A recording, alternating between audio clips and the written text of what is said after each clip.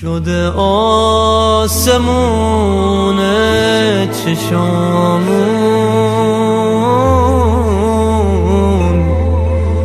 بیاد مذمت کیسی مذمت؟ اللہ اکبر، علی جیسا مرد ہی یہ جملہ کہہ سکتا ہے۔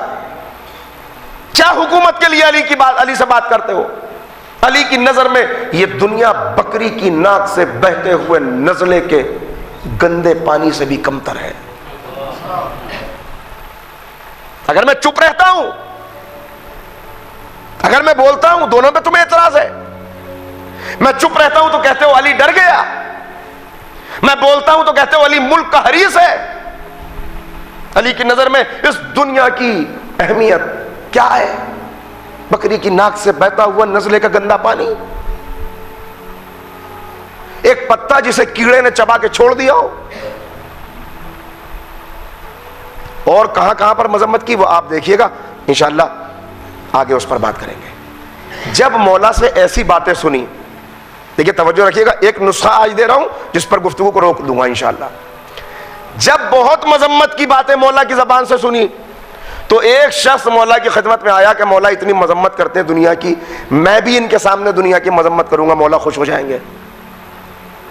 اس نے آ کے کہا کہ مولا یہ دنیا اور یہ دھوکہ دیتی ہے اور یہ فریب دیتی ہے اور یہ ایسی ہے اور یہ ویسی ہے، اس لیے کہ اس نے ایک دن پہلے سنا تھا کہ مولا نے فرمایا تھا کہ یہ دنیا سانپ کی طرح ہے، باہر سے بڑی اچھی خوبصورت، اندر سے زہریلی۔ تو یہ بھی اسی طرح کی گفتگو کرنے کے لیے خدمت امام میں پہنچا اور کہا مولا، تب امام نے کہا خاموش، کیا دنیا کی برائی کرتا ہے؟ اور اس وقت جو جواب امام نے دیا اس کے دو جملے سناتا ہوں بس۔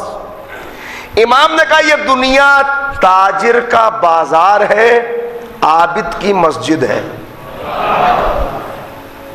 بس ان کو یاد رکھیے گا۔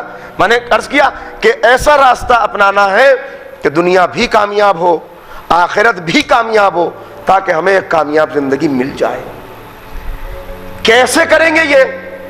اس کے لیے ہم انشاءاللہ کل سے نظر کریں گے کہ ائمہ نے کیسے کیا، ائمہ کے خاص چاہنے والوں نے کیسے کیا، اس لیے کہ انہی کی سیرتیں تو ہمارے لیے مشعل راہ ہیں۔ ہم ان کو دیکھیں گے اور پھر اپنے آپ کو ان سے قریب کرنے کی کوشش کریں گے۔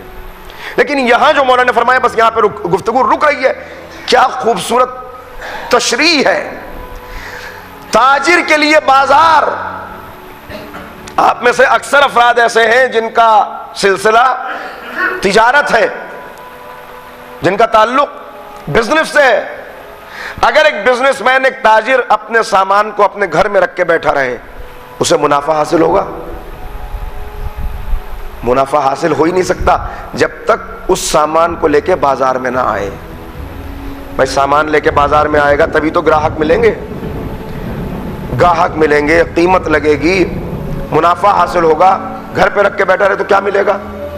تو امام فرما رہے ہیں تاجر کے لیے بازار ہے، یعنی یہ دنیا ہی وہ ہے کہ جس کو برت کر انسان اپنی زندگی کو کامیاب سے کامیاب بنا سکتا ہے۔ درجے اسی وقت بڑھتے ہیں جب اس دنیا میں آؤ۔